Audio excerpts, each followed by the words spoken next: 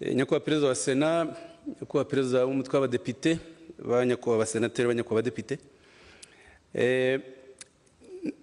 icyo mperaho nagira ngo mpere ku kintu kimwe cya semantike. Dukunda kuvuga Repubulika Iharanira Demokarasi ya Kongo, mbona icyo gisobanuro dutanga mu nyito idahuye nuko bo bayita Repubulika Démocratique du Congo. Ubwo ni ukuvuga ni Repubulika ya Demokarasi. Twe tuvuga ko ikiharanira kandi bo bumva barayigezeho. Mu nyito rero tuyubahe, tuyite Repubulika ya Demokarasi ya Kongo, nubwo tuzi neza ko iyo demokarasi ntayo bagezeho. Imiterere ngengabitekerezo ya jenoside muri Repubulika ya Demokarasi ya Kongo bagiye babivugaho bagenzi banjye. Nagira ngo mpere kuri mu ntangiriro yayo ariko ntajya mu bukoroni uko byavuzweho. Hari bagiye bayubaka mu buryo bayubatseho rero ideology yose igira ibyishingiraho. Kimwe mu byishingiyeho ni icyitwa Empire Hima-Tutsi, kuvuga ngo abatutsi n'abahima bafite umugambi wo gutsemba ubundi bwoko bwo muri aka karere bagashinga ubutegetsi bw'abahima n'abatutsi. Icyo kintu cyarubatswe kuva muri 1994 kugeza na n'ubu, nicyo gikomeza kugira imizi yacyo. Noneho rero mu kwerekana ko abatutsi bafite uwo mugambi mubi wo gukorera jenoside abandi, baremye n'abavictime, ni ukuvuga abazakorerwa iyo jenoside babita ababantu. Ni ukuvuga ko bahimbye ideology imeze neza nk'iyari mu Rwanda Hutu-Tutsi, ubu bahimbye Hima-Tutsi Bantu. Ababantu rero bagashishikarizwa ngo kwishyira hamwe bakarwanya uwo mugambi w'abatutsi n'abahima. Abo babantu babafata nk'abantu bo mu bihugu bitandukanye, Cameroon, Zambia, Zimbabwe, nka za ndeshyo n'imiterere y'umubiri nk'uko ababirigi babipimaga. Nicyo rwose bagarutseho. Ibi rero binatuma koko hari n'abanyafurika babyumva bakanabyemera. Iyo urebye mu gihugu cya Cameroon biganjemo cyane, no muri South Africa, Zambia, Malawi, bumva ko nabo bagomba kwishyira hamwe bagaharanira uko kwirengera kw'ababantu kuko bugarijwe n'abahutu. Bikagera muri Cameroon niho birakomera cyane, kuko Cameroon ifite abayobozi abize n'abanyamakuru bari inshuti ya leta Habyarimana. Bari mu witwa Jacques Roger Bobo, yahagarariye umuryango w'abibumbye hano mu Rwanda muri 1994, ni wari intumwa y'umuryango w'abibumbye mu Rwanda. Uwo ni umuntu wanga RPF cyane, wanga perezida wa Repubulika Paul Kagame. Hari umunyamakuru ukomeye mujya mukurikira witwa Alain Foka, yakoze kuri radio mpuzamahanga y'Abafaransa, ashinzwe ikiganiro Le Débat Africain, ubu yashinze YouTube ye ikorera Kinshasa. Ni umuntu urebwa cyane. Aba bantu bahabwa amafaranga na leta ya Tshisekedi. Hari abandi banyamakuru barimo Marie-Roger Birowa, afite ikinyamakuru cyitwa Africa International, uwo nawe yari umuntu Habyarimana ku buryo buzwi. Hari uwo mumaze kumenyera Charles Onana, unakorana n'inzego z'Ubufaransa. Charles Onana amaze kwandika ibitabo byinshi, harimo 5. Kimwe muri byo nimba hari n'inyito yacyo, murumva urwo rwango rw'abatutsi nuko kwishyiramo kw'ababantu uko bimeze. Igitabo cyasohotse muri 2009 yise ngo C'est tuer Tutsi au cœur de la tragédie congolaise. Ngo abo bicanyi b'abatutsi mu mutima w'amarorerwa abera muri Kongo. Bega ni teori iganisha ko ibibazo byose bibera muri Kongo, ubwicanyi n'abatutsi babitera, nibo bagashoza ntambara. Ngiyo teze rero ihari iremereye. Igitabo cya nyuma Onana aheruka kwandika muri 2019 agerageza, hari terime senateri Dusingize Mungu akunda yita gutagatifuza. Onana nawe muri iki gitabo cye atagatifuza operation turquoise y'Abafaransa, garagaza ko rwose yari ntagatifu, yari nzima, ikibazo ari abatutsi. Iki gitabo ni naho yavuze ko jenoside yakorewe abatutsi ntayabaye. Ni nacyo cyamuviriyemo kuba urukiko rwo mu Bufaransa mu kwezi kwa 12 niwe wa mbere wakatiwe ku cyaha cyo gupfobya no guhakana jenoside. Yarajuriye, ariko byibura ubu urukiko rwamwemeje icyo cyaha.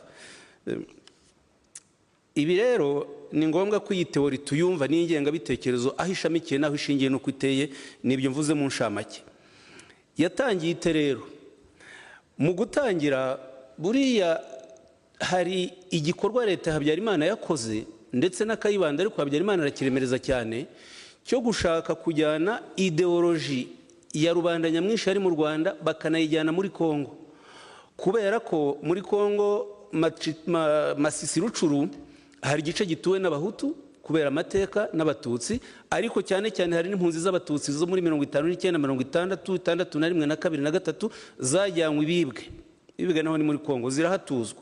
Benshi bashobora no kugukora bagira amafaranga, bitera impungenge leta Habyarimana, bituma muri 80 yumvikana na Mobutu bahashinga ishyirahamwe muzi ryitwa Magrivi, Mutuelle des Agriculteurs du Virunga. Ni ishyirahamwe ryahuzaga abahutu bo muri Kongo rigamije gufasha leta y'u Rwanda kujya bagenzura banakumira banarwanya abatutsi bo muri Kongo ndetse n'impunzi z'abanyarwanda abatutsi zahajyanywe harimo ahibibwe nababwiraga. Iyi Magrivi rero yakoreshwaga n'inzego z'iperereza z'u Rwanda, igahabwa amafaranga na leta y'u Rwanda kubwa Habyarimana, yashinzwe mu mwaka wa 1980. Ideoloji yayo nayo igenda ifata imizi no mu bize b'abahutu bo muri Kongo. Guverinoma yakoze jenoside n'ingabo zayo zimaze gutsindwa zihageze, murumva ko muri Kivu y'Amajyaruguru ndetse n'iy'Amajyepfo gatoya bahasanze ideoloji ya Magrivi ihafite imizi, ifite n'abayishyigikiye banakomeye. Yakoze iki rero? Nicyo nacyo gikwiye gusobanuka mu rwego rw'amateka. Kuba guverinoma ingabo zayo n'ibikoresho bakoresheje muri jenoside bambuka bakajya hanze mu kindi gihugu, bakakirwa bagashyirwa ku mupaka, ni ikintu kidasanzwe kitigeze kigira ahandi kiba mu mateka y'isi. Noneho ariko icyo leta ya Kongo yakoze ririmo ikosa rikomeye, ndetse n'umuryango mpuzamahanga wose ukaba ubifitemo uruhare, ni ugutuma iyo guverinoma n'ingabo zayo bongera bakubaka inzego nk'uko bari bazifite mu Rwanda, bakanakomeza iyo ideoloji yabo y'urwango ku mugaragaro. Ngiye kubaha ingero. Icyambere, guverinoma yarongeye yubaka indi guverinoma yise guverinoma y'u Rwanda ikorera mu buhungiro, bayishinga ku itariki 30 z'ukwa 10 1994. Yari igizwe na ministere 6, hiyongeraho ministere w'intebe na perezida wa Repubulika. Ngiye kubababwira, perezida yari Sindikubwabo Theodore, ministere w'intebe Yohani Kambanda, ministere w'ubucamanza Stanislas Mbonampeka, ministere w'imibereho myiza n'impunzi Karikiste Karimanzira, ministere w'itangazamakuru Joseph Karinganire, ministere w'ububanyi n'amahanga Jerome Bicamumpaka, ministere w'umutungo n'ibikoresho Innocent Habamenshi, ministere w'ingabo Colonel Atanazi Gasake yungirijwe na Colonel Bagosora Theoneste ndetse na Colonel Aloyizi Baranyeretse. Mwumve gushinga guverinoma mu kindi gihugu kandi abantu bitwa impunzi, iki ni ikintu kitabaho, ni amakosa ku rwego mpuzamahanga aremereye. Icya kabiri, bamaze kubaka guverinoma banashyizeho n'ingabo, yewe n'ingabo zihabwa ubuyobozi nk'uko byari bimeze mu Rwanda n'inzego zabwo. Ingabo zabo zashyizeho wari uzikuriye muramuzi General Augustin Bizimungu, agakorera Igoma, akaba yari yungirijwe na General Gracian Kabirigi we wari Bukavu. Noneho etat major yose yari ifite abasirikare abofisiye bakuru 8 bungiriza abangaba, barimo Colonel Renzo Tarsis, Lieutenant Colonel Sengyumva Anatole, Colonel Ntiwiraga Baroyizi, Lieutenant Colonel Ndahimana Jean Marie Vianney, Lieutenant Colonel Bahufite Juvenal, Colonel Murasampongo Joseph, Lieutenant Colonel Sebahira Antoine na Lieutenant Colonel Rwamango Augustin. Iyi etat major rero iyo yanashyizeho amashamane nk'uko yarameze mu Rwanda mu buyobozi, iyo bitaga G1 ubwo ni G1, G2 yari ishinzwe intelligence, G3 na G4 nazo baziha abayobozi ngiye kubabwira kugira ngo mwumve structure. Iyo G1 yayoborwaga na Colonel Murasampongo Joseph yungirijwe na Lieutenant Colonel Nubaharora, G2 ishinzwe Lieutenant Colonel Bahufite Juvenal yungirijwe n'abamajoro 3, Hategekimana Vena, Nzabonimpa Joseph na Bizimana André. Hakabamo kandi Major Neretse Emmanuel wari ushinzwe iperereza rya gisirikare muri Afurika y'Iburasirazuba, Major Twambaza Loizi wari ushinzwe iperereza rya gisirikare mu Bubiligi. Umve ko bashyize n'inzego hanze kandi ibi bihugu byari bibizi, nta kuntu Bubiligi butari buzi ko Major Twambaza Loizi ashinzwe intelligence ya Exfar iwabo. G3 ikayoborwa na Lieutenant Colonel Sebahira Antoine yungirijwe na Major Engineer Ntirikina Faustin. Uyu Ntirikina Faustin aba mu Faransa Strasbourg, numwe mu bayobozi ba FDLR, yandika ibitabo kuko yarize, ni umuhanga, muzamubona ku mbuga nkoranyambaga tukanasebanya. G4 Lieutenant Colonel Rwamango Augustin yungijwe na Major Terera Hospirien. Izi ngabo rero izo urumva ni izari muri Kongo, izo muri Tanzania nazo bagerageje kuzihuza bazishinga Major witwaga Mutsinzi François Xavier yungijwe na Kapiteni Kazabavaho Prudence, Lieutenant François Mugabo, Major Himbana Paul na Major Rurangwa André. Hanyuma muri Tanzania bashyiraho n'uwari ushinzwe guhuza ingabo ziri muri Tanzania n'iziri muri Kongo, Lieutenant Colonel Antoine Sebahire. Ntabwo barekeye aho mu kwiyubaka, ingabo zanashyizeho noneho na serivisi y'ivugabutumwa. Ivugabutumwa yari ishinzwe abo bitaga abawomoniye, abapadiri 6, ntabwo ari bakeya. Padiri 6, Kabarira Martin, Hategekimana Antoine, Sebahinda Anacleti, Mubirigi Stanislas, Placide Duhirimana na Emmanuel Munyakazi. Banashinga ibinyamakuru kugira ngo iyi propaganda ijye ibona uburyo ikwirakwizwa. Ibinyamakuru hari byari mu Rwanda byakomeje byandikirwayo, hari nka Kangura, ariko bashyizweho n'ibindi bishya n'amazina bagiye babihaninya ngiye kuyababwira murumva n'icyerekezo bari bafite. Hari ikinyamakuru cyitwa Umucunguzi, bakagira icyitwa Ibohore, icyitwa Ijwi rya Rubanda, icyitwa Dushikame, icyitwa Bazumva ryari, Intashyo n'ibindi. Ibinyamakuru birabumvisha ideology yaganaga n'icyerekezo bari bafite uhereye no ku mazina yabyo ubwabyo. Ntabwo rero barekeye aho, izo nzego bamaze kuzubaka noneho bashinze ishyaka rya politike. Iri shyaka rya politike mu kurishinga bafashijwemo na Komisiyo y'Ibihugu by'u Burayi, bafashwamo n'igihugu cy'Ububiligi, yewe bafashwamo n'abamisiyoneri Gatulika. Ishyaka bashinze ryitwa RDR, Rassemblement pour le retour de la démocratie et des réfugiés au Rwanda, ritangira ku mugaragaro ku itariki 3 z'ukwa 4 1995. Naryo rihabwa komite. Perezida waryo yari François Nzabahimana. Uyu François Nzabahimana avuka mu karere ka Huye, yahoze ari minisitiri w'ubucuruzi muri guverinoma ya Habyarimana kugeza 1992. Yungirizwa na Aloys Ngendahimana nka vice perezida wa mbere. Vice perezida wa kabiri Claver Kanyarushoki, arazwi Kanyarushoki yabaye ambasaderi w'u Rwanda i Bugande, ubaba mu Faransa. Hakaba Innocent Butare, umunyabanga nshingwabikorwa. Charles Nderehe ntaho ntuye, yari komiseri ushinzwe politike, uyaba mu Buholandi, nawe ni umuntu kimwe na Ntirikina baremereye cyane mu gusebya u Rwanda, mu gukwiza ingengabitekerezo ya jenoside n'undi rwango. Hakaba uwiyitaga Krizi Nzabandora, ariko uyu Krizi Nzabandora si ryo izina rye ni Joseph Bukeye. Bukeye nawe abakoresha imbuga nkoranyambaga muramubona cyane mu Bubiligi, arandika ibintu bibi. Hakaba n'uwitwa Yoramu Mushimiyimana wahoze ayobora Air Rwanda, uyu ni wari umuhuzabikorwa ushinzwe ibikorwa bya RDR muri Afurika yose, we yari afite icyicaro i Nairobi. Reka mpagarare kuri structure ubwayo. Murumva structure imeze itya kugira ngo igende yubakirwe mu gihugu duturanye, icyo gihugu abategetsi bacyo bareke structure yiyubake mu buryo, amahanga bireke bikore, bazi neza ko ari leta yakoze jenoside iri ku mupaka w'u Rwanda, ifite ideology yo kugaruka kongera gusenya u Rwanda no gukora jenoside. Aha harimo ikosa ry'amahanga rigaragara, badakwiye no gukomeza kwirengagiza mu buryo bwari bwo bwose no gukangisha ibihano bahora batugezaho.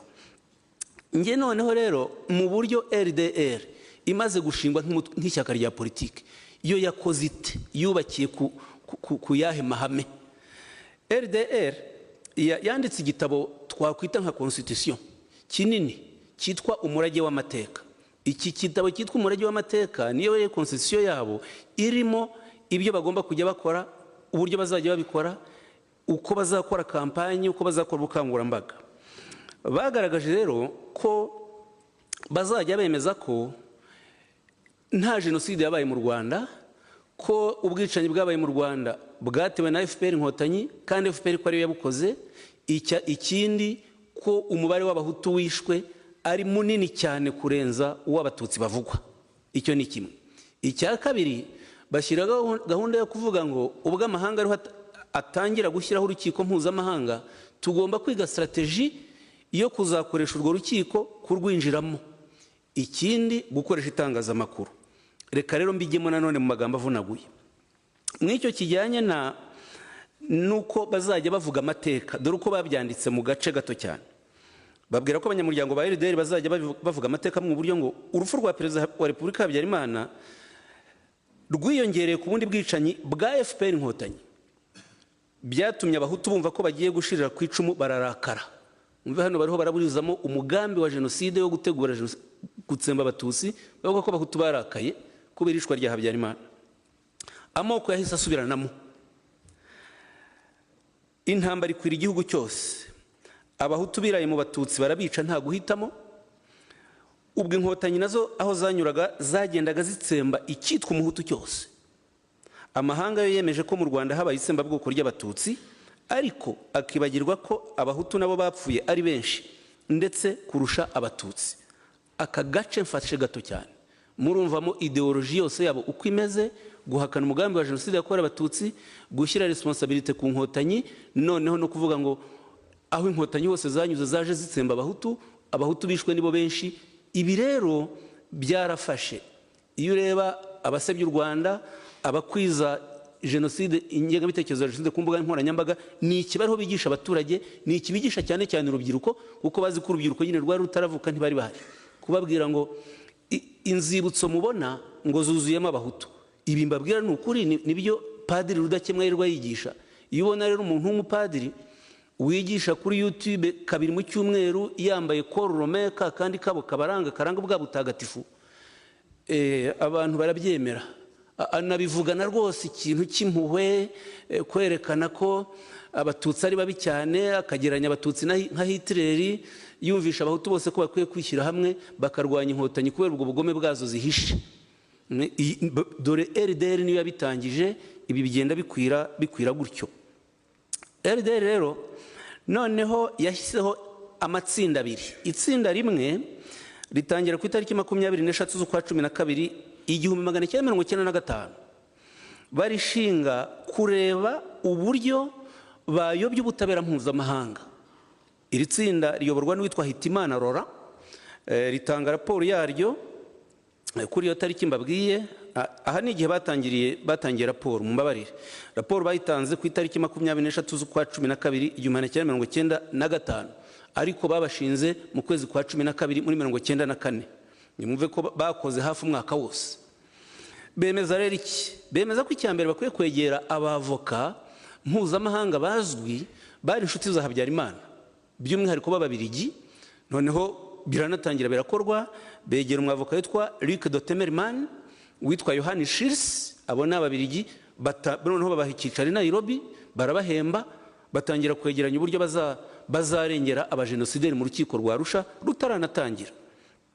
Hanyuma banemeza yuko bakwiye gushaka akazi mu rukiko mpuzamahanga, cyane cyane bakanavugaho akazi serivisi bazagashakamo, serivisi y'ubusemuzi na serivisi y'iperereza, cyane cyane iperereza rigamije gukusanya ibimenyetso birenganura abashinjwa.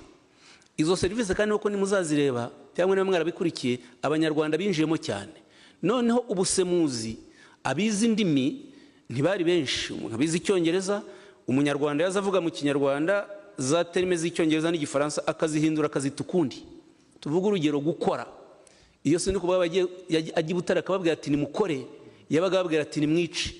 Noneho abasemuzi b'u Rwanda bo yaba ararusha akavuga ati sindi ku bwabo, umutangabuhamya avuze ko sindi ku bwabo, yagiye Butare ababwira ngo nimujye ku kazi, mujye mu mirimo yanyu, mujye mu mirima. Akabagoretse neza neza igisobanuro cy'ijambo gukora. Nguko uburyo abasemuzi barusha bangije imanza, bigatuma hari na bamwe rwose bigirwa bere, bakavuga ko umushinjacyaha abarenganya. Ikindi, kwinjira mu itangazamakuru. Bemeje kwinjira mu itangazamakuru, nanone babisohoye mu nyandiko yasohotse ku itariki 3 z'ukwa 10 1996, yiswe Redynamisation de la campagne médiatique. Ni inyandiko yanditswe n'uwari ukuriye itsinda, Lieutenant Colonel Juvenal Bahufite. Ni umunyabyumba. Juvenal Bahufite yabaye ku Gisenya bibyumba, ni umuntu w'umujenosideri ruharwa. Yemeje rero yuko mu gukoresha itangazamakuru, birasobanura ngo kongera umurego mu itangazamakuru, mu ikoreshwa ry'itangazamakuru, nicyo bivuga. Bagennye uburyo bazajya begera abanyamakuru b'Abanyarwanda bakora radio mpuzamahanga, kugira ngo babifashishe mu gukwirakwiza ideoloji ya RDR nababwiye. Banavuga amazina yabo. bavuga Etienne Karekezi, Augustin Hatari, Focus Fashaho na Thomas Kamirindi bakoreraga Ijwi rya Amerika, n'ubu baracyahari uretse wenda Augustin Hatari menya Focus Fashaho na Augustin Hatari, ariko Karekezi na Kamirindi barahari. Karekezi we Etienne ni nawe uyobora ishami ry'itangazamakuru. Iyo uganiriye n'abanyamakuru b'Ijwi rya Amerika muri mwembi, bamwe barabimbwira ntibajya bakoresha inyito ya jenoside yakorewe Abatutsi na rimwe, no mu gihe cyo kwibukana ryari barakubwira bati umuyobozi wacu yarabitubujije, Etienne Karekezi yarabitubujije, turamutse dukoresheje iyo nyito dufite riske y'uko akazi tugatakaza. Ati nubwo tubyemera turahitamo kugendana n'umurongo editorial wacu. Ni Etienne Karekezi watanze ayo mabwiriza abanyamakuru bari kubwira rwose. Ariko Etienne Karekezi anakora recruitment ku bandi banyamakuru bato abona bahuje ideology nawe. Sinshaka kuvugira amazina hano, ariko nimuzajya mukurikira ibiganiro bimwe na bimwe byo kwijwi rya Amerika, namwe muzabiyumvira abanyamakuru babogamye. Abo ni abantu ba Karekezi, kubivuga ku mugaragaro byo nta kibazo biteye, kuko niyo radio ikwiye guhindura umurongo nayo. Bakavuga n'abandi rero kuri BBC bavugaga ari Yusufu Mugenzi na Venus Nshimiyimana. Ari Yusufu Mugenzi muzakurikire ibiganiro yagiye atanga mu mvo n'imvano mu gihe kirenga imyaka 10, byari ibiganiro bipfobya jenoside yakorewe Abatutsi, bisebye FPR Inkotanyi, bisebye ubuyobozi bw'u Rwanda, bikwiza amacakubiri. Mbega iyi ngenga bitekerezo ya jenoside tubona no muri Kongo ubu ngubu, imvo n'imvano ya Ari Yusufu Mugenzi yabigizemo uruhare rukomeye cyane. Mu minsi ishize, si minota ko bambwira ngo irarangiye, niba bayihoreye gato ndihuta ntabwo ndi burambirane. Mu minsi ishize nigeze gukora Twitter nerekana uburyo dukwiye kujya dukoresha ikinyarwanda neza, tukakivuga uko bikwiye. Ari Yusufu Mugenzi arandika ati mu ikoreshwa ry'ururimi rw'ikinyarwanda we Bizimana ndagushyigikiye, atari ko ndakwanga. Ati ndakwanga amateka yawe uvuga byo ndabikwangira, nta kindi anyangira yuko uruhare rwe mu biganiro by'imvo n'imvano. Nigeze kujya iwabo Ikiziguro niho avuka, ntanga ikiganiro nerekana uburyo imvo n'imvano ya Mugenzi ikwiza amacakubiri, irondabwoko n'urwango. Ni ibyo anyangira, ariko utekereza umuntu uvuga ngo ndakwanga akabyandika kuri social media ari umunyamakuru, mwe mutekereza ari byababitse muri we. Hanyuma bakavuga ikindi kinyamakuru cyitwa Canal Afrique, Gerard Gatare cyakoraga muri Afurika y'Epfo, Balthazar Nduwayezu, Agence Rondelle Arusha. Aba bose bari mu murongo wa RDR na FDLR. Bon, noneho rero ingengabitekerezo ya jenoside uko yagiye ishyirwa mu bikorwa, nshigaje ingingo ebyiri gusa mu minota mikeya, uko yagiye ishyirwa mu bikorwa nabwo biratangiranya n'imyaka ya RDR. Duhere muri ku itariki 28 z'ukwa 4 1995. Ahangaha nibwo inteko ya Kongo, inteko ishinga amategeko, yafashe icyemezo cy'uko abanyamurenge atari abanyekongo bagomba kuhava. Noneho bikurikirwa n'uko ari vice guverineri w'intara ya Kivu y'Amajyepfo witwaga Ruwasingabo Rwabangi, yafashe icyemezo ku itariki 7 z'ukwa 10 1996 cyo kwirukana abanyamurenge muri Sud Kivu. Barabirukana, bamwe baza mu Rwanda, abandi bajya i Burundi, ndetse abi Burundi bo mwarabikurikiye mu nkambi yahitwa Gatumba, barishwe ku itariki 14 z'ukwa 8 2004. Ibyo byose n'ubu amahanga ntabivuga.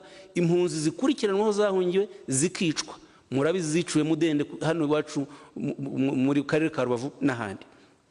Muri 1998 muribuka minisitiri w'abanyamahanga wa Kongo ku itariki mu kwa 8 witwa Herodian Ndombasi ageranya Abatutsi, yabise ngo ni vermine a éradiquer.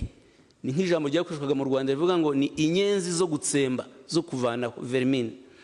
Kabila nawe ubwe niwo mwaka yatangiyemo nka perezida wo gukorana n'interahamwe kuziha intwaro, noneho no kurokirita rero kujya mu mpunzi z'abanyarwanda gushakamo abasirikari bakabatwara.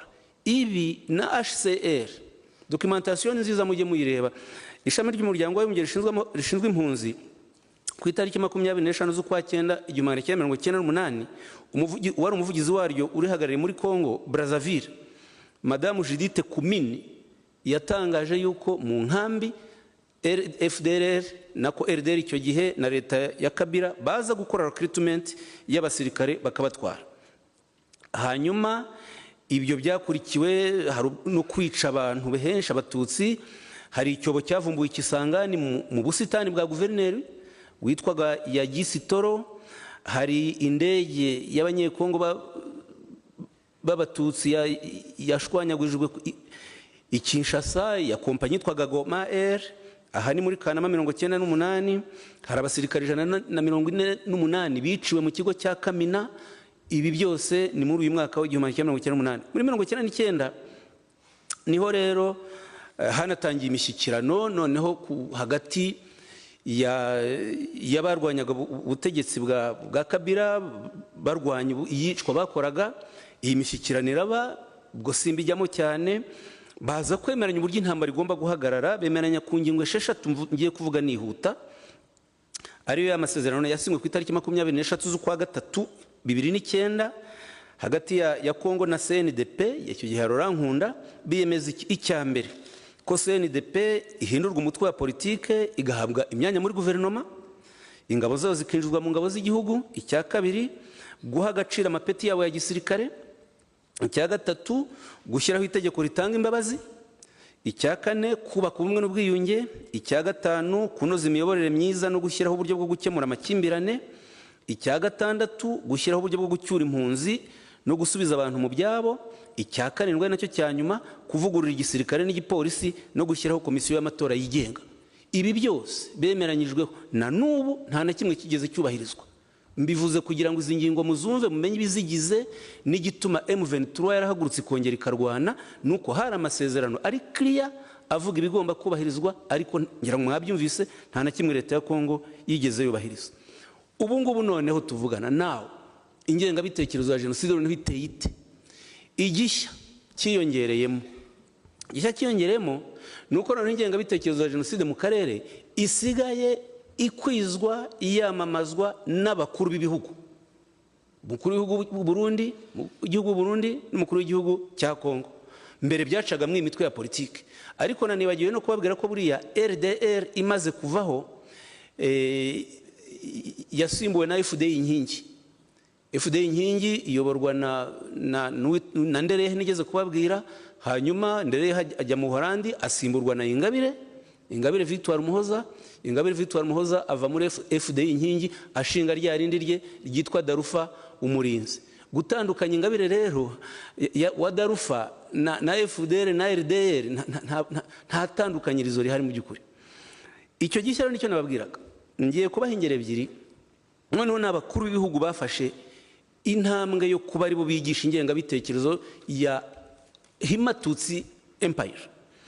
Muribuka Perezida Ndayishimiye aza hirya ahangaha hafi yo mu Kirundo muri komine yitwa Bugabira mu kwezi kwa 2 2025 kwezi gushize, aravuga ati umubanyi mubi murazi ko ariho araduhigira.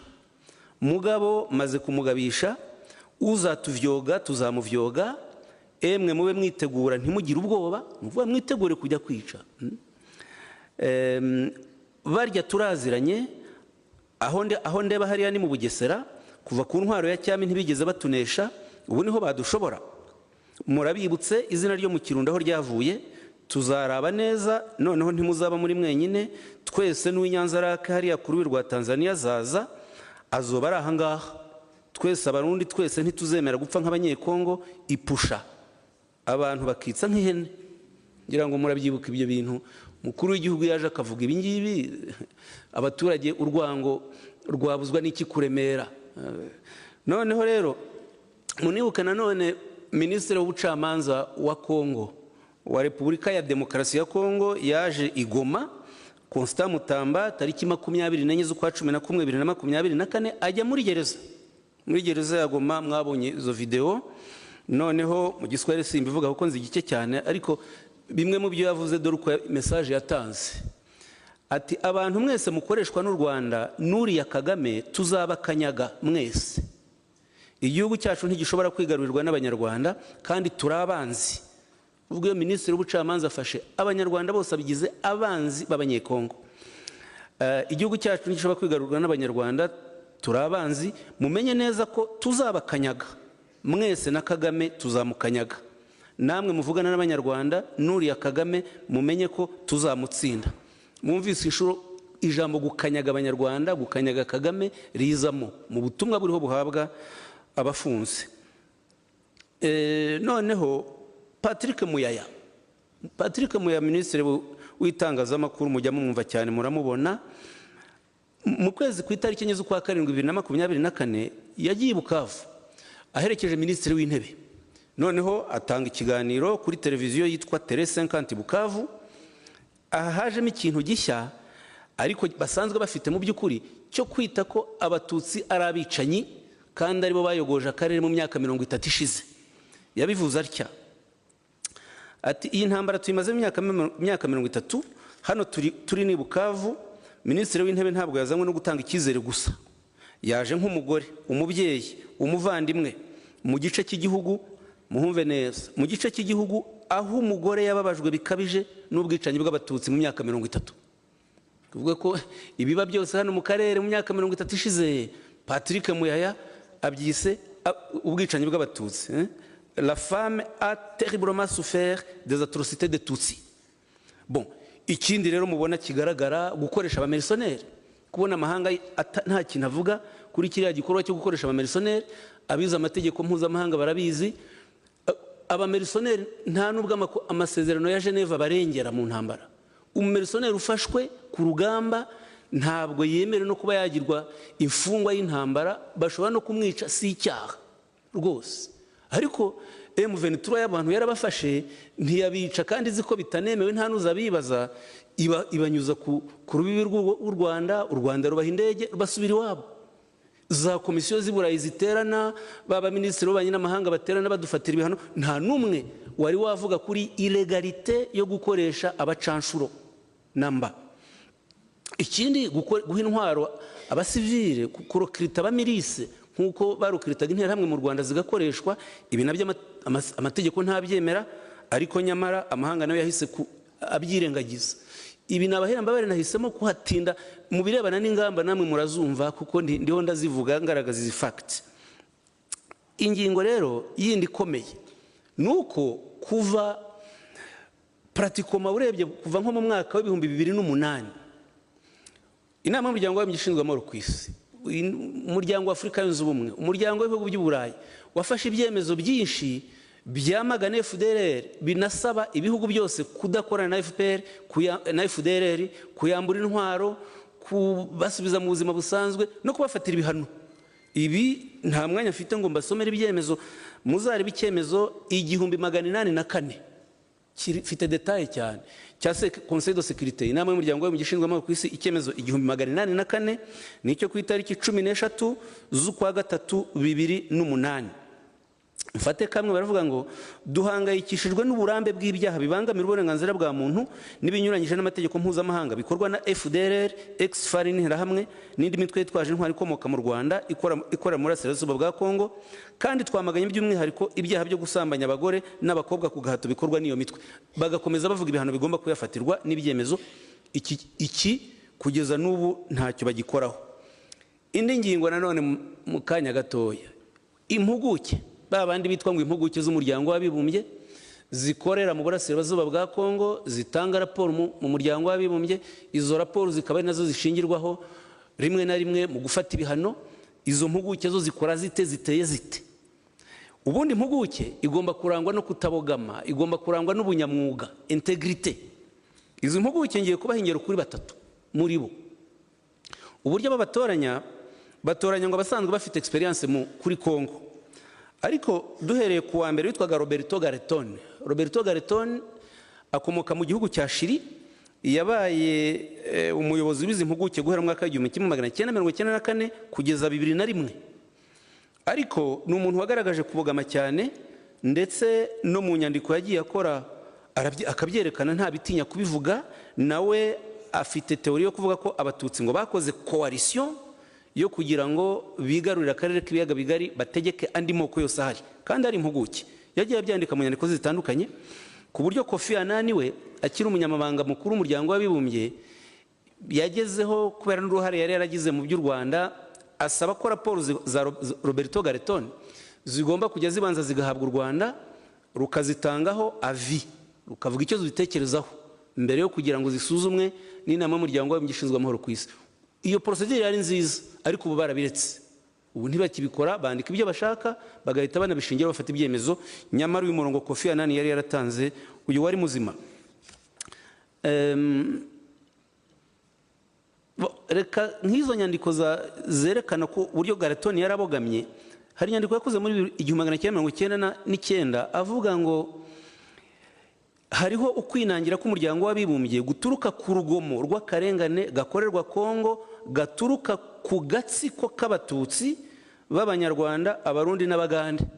Iyi ni ya empire himatutsi agatsiko. Undi rero witwa Steve Hague. Uyu Steve Hague yayoboye izi mpuguke kuva 2010 kugeza 2013. We ni umunyamerika. Uyu Steve Hague mbere yuko aba umuyobozi w'izi mpuguke yari yarakoreye imiryango za ONG cyane cyane za Kiliziya Gatolika nk'iyitwaga Jesuit European Social Center yakoreye muri Congo, yitwa Refugees International n'iyitwa Peace Appeal Foundation.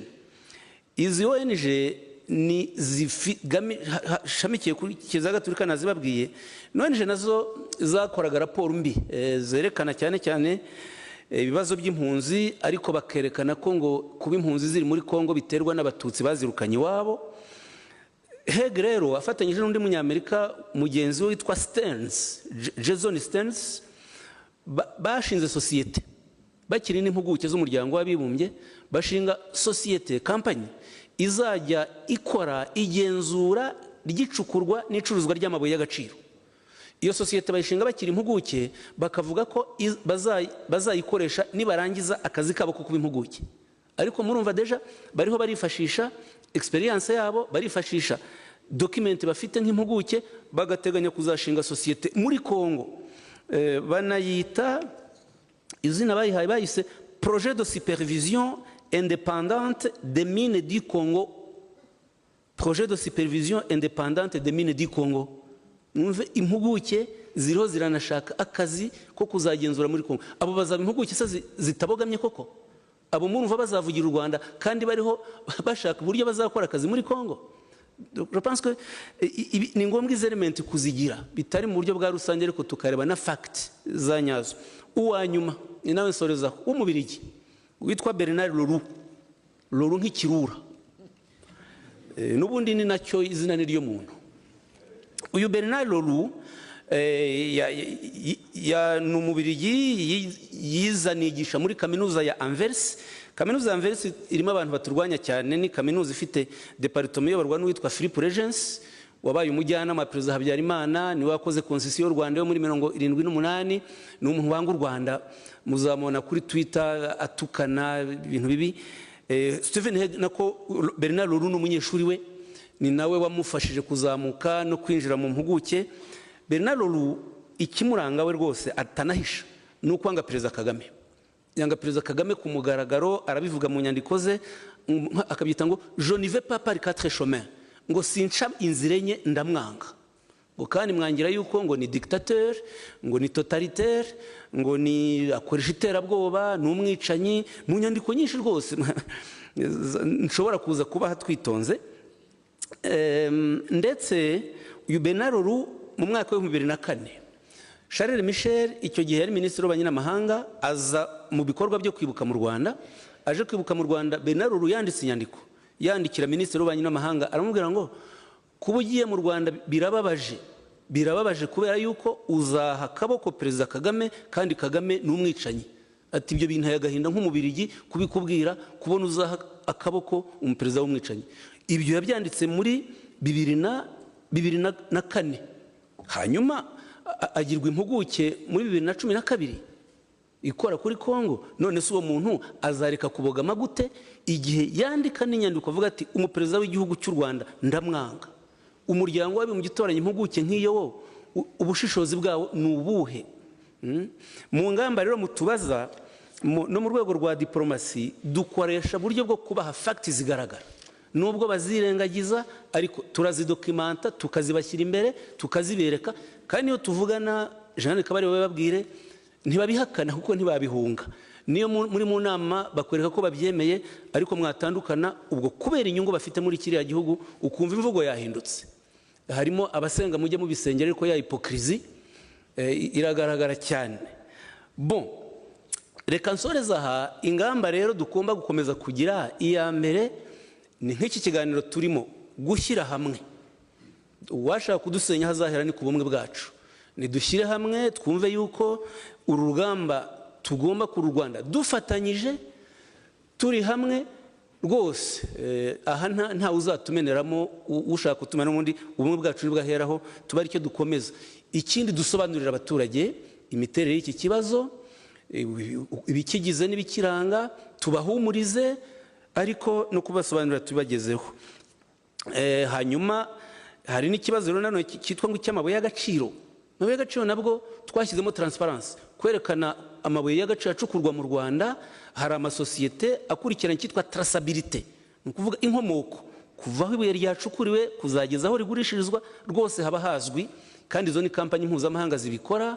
Hari umuryango uri hano regional ICGLR nawe urabikurikirana. Ibyo ni ibintu bizwi, ndetse iyo urebye n'amasosiyete ya mbere yashinzwe mu Rwanda mu mwaka w'1930 yashinzwe n'Ababiligi. None se Ababiligi bashinze sosiyete zicukura amabuye y'agaciro mu Rwanda bazi ko adahari? Inyigo zabo nizo za mbere.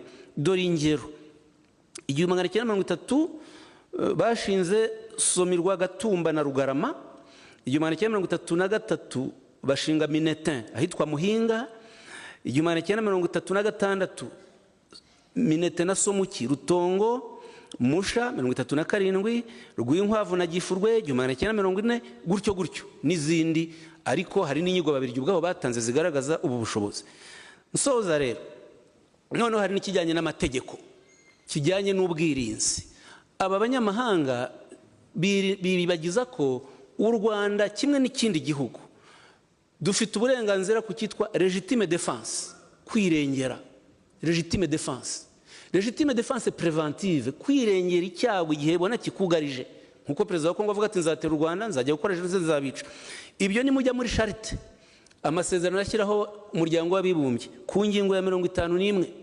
Ingingo ya 51 rwose yemera yuko ingufu za gisirikare zishobora kwirinda gukoreshwa ku mpamvu z'inyungu rusange, intérêt commun. None si yo perezida Kisekedi avuga ngo nzatera u Rwanda mbice, Minisitiri Mutambati Kagame n'umwanzi wacu tuzamwica, kwirengera ntabwo ari intérêt commun, si inyungu rusange. FDLR zigatera u Rwanda, iyo si inyungu rusange ziteganyijwe mu ngingo ya 51. Noneho ni ngombwa rero ubwo sinshatse no kuvuga n'amasezerano mpuzamahanga yo gukumira jenoside.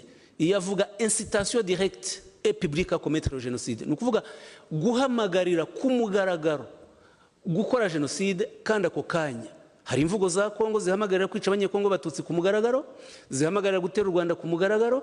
Amahanga ntacyo abikoraho kandi aya masezerano ahari. Twebwe rero tunerekane yuko ibyo dukora biranagirana n'ibiteganywa n'amategeko mpuzamahanga. Murakoze.